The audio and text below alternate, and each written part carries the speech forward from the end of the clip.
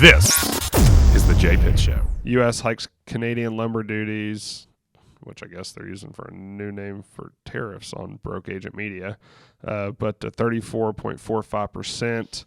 So some of the key details, shares of major home builders, including D.R. Horton and Pulte Group, fell roughly 5%, which reversed the recent gains fueled by lower mortgage rates. Roughly 30% of softwood lumber used in the U.S. is imported, with Canada supplying more than 80% of those imports, making the increase a major factor in construction costs. Just really, the article just goes on to talk. It's going to make building more expensive. Well, there's a serious pissing contest going on between the current administration and Canada. So, for example, the new Prime Minister of Canada, Mark Carney is the fella's name, is the leader of the Liberal Party that took over for Justin Trudeau. Obviously, strained relationship with Trump. Trudeau had an unceremonious exit, made a lot of errors, a lot of issues, got essentially run out of office for someone else in his party to take over, and there's an election upcoming. And there was, prior to this, kind of trade war talk, the Conservative Party leader is named Pierre Poilievre, was like 15 points ahead in the polls. And because of the trade war and the kind of nationalist fervor that is, about Trump making jokes about, making him a state and all of that stuff, you've got now a resurgence, okay? And essentially, trade with the U.S. is going to hurt them. When trade with the U.S. is hurt, it's going to hurt them. But, there's kind of a lot more favor for the Liberal Party over the last few months. So, he's got a tough road to hoe in making a relationship with Mark Carney, who is now essentially running even with the Conservative Party leader to be prime minister for the next 4 years. So, yeah, that one I think is here to stay for a bit. I mean, until the election, unless he can. But even Poilievre has come out and made statements about the whole 51st state thing being disrespectful. And you can't just insult people. You can't just insult people and then expect them to want to trade with you. Yeah, we buy lumber. Yes, we do. We buy a lot of lumber. I mean, there is a lot more domestic lumber production than people realize in the United States. I mean, that's the thing.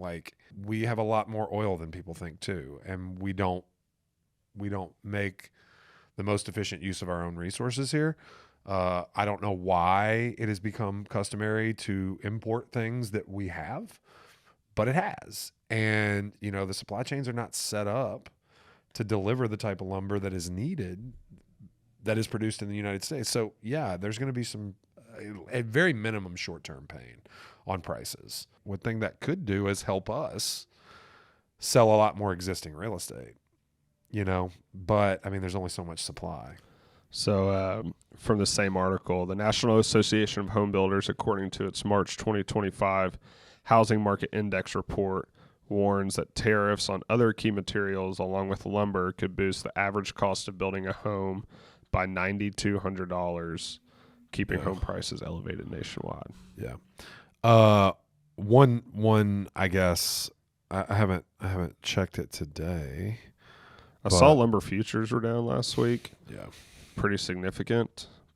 Don't know if that's 'cause demand's falling off a cliff or what, but that might have changed recently too with where the bond market's gone and stock market's gone.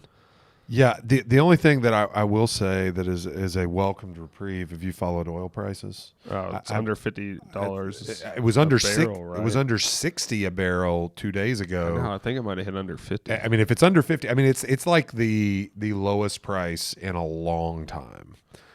Live Golf might not exist much longer. I mean, everybody still needs oil, man. I mean, it's we haven't escaped the dependence. Oil's $55 a barrel. $55 a barrel.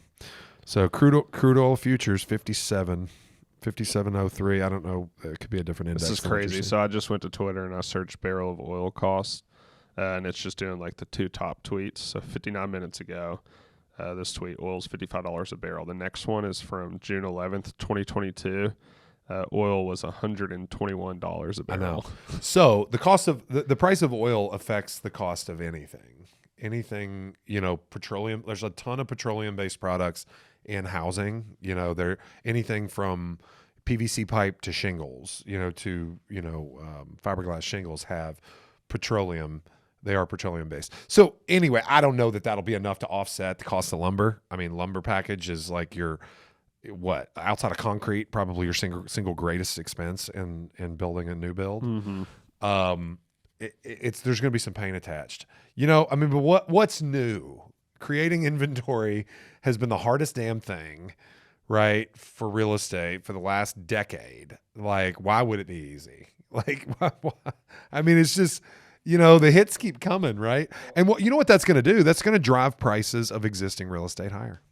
I wonder too, like, it's just getting older every year. There's something that comes that's new, or is this, or is this actually a new thing where every year there's some major problem we're trying to figure out? And then I'm thinking back to myself in college, like, what was going on while I was in college? Was I even aware of it, or are these kids in college now aware of what's happening? Do they even care?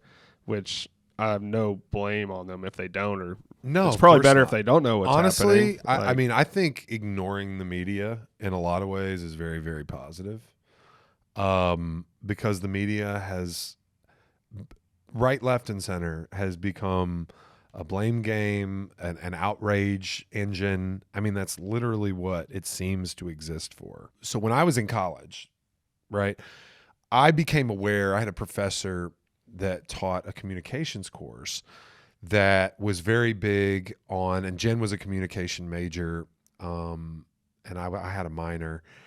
And so we had the same teacher, same professor in some of these classes. And I became keenly aware of media bias about that time.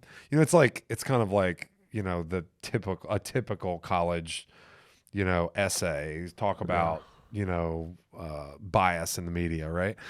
But you start watching these things, you start like noticing, okay, well, is that true? And then you can find it somewhere else and it's phrased a little differently. And you're like, okay, well, what's the issue here? It seemed to become the purpose, the outrage machine, right? And the bias exists to generate outrage so that people continue to tune in, and then ad dollars can be collected.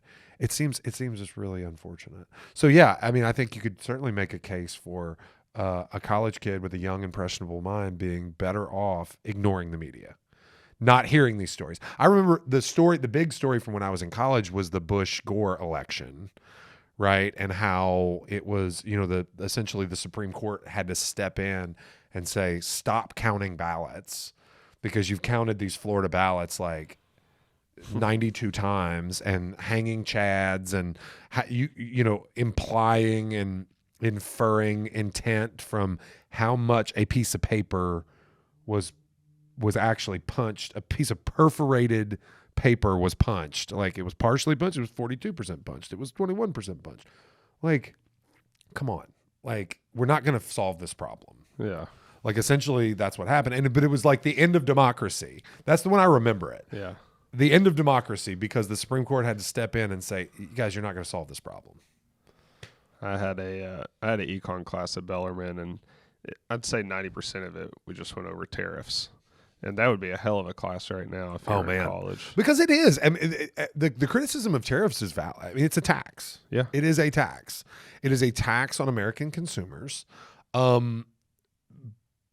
I would think that, but I can also understand that the proponents of tariffs are saying, well, they're an influence machine, right? We're trying to influence someone else's decisions by making essentially a threat, a bluff. If you don't change this, right? You saw it as a good example was when Trump issued a 25% tariff on Mexican products, right, coming into the United States if they didn't step up border security. Within 48 hours, they stepped up on border security and he dropped the tariff. If tariffs are used in that way, I can understand. I could understand tariffing certain products to protect strategic industries like defense, type situation. we don't want to buy tanks from our adversaries. You know what I mean? We don't want to always buy semiconductors from Taiwan and leave, the United States vulnerable. Literally, you can't work this right here, Ryan, or that right there without a semiconductor. Why don't we manufacture those?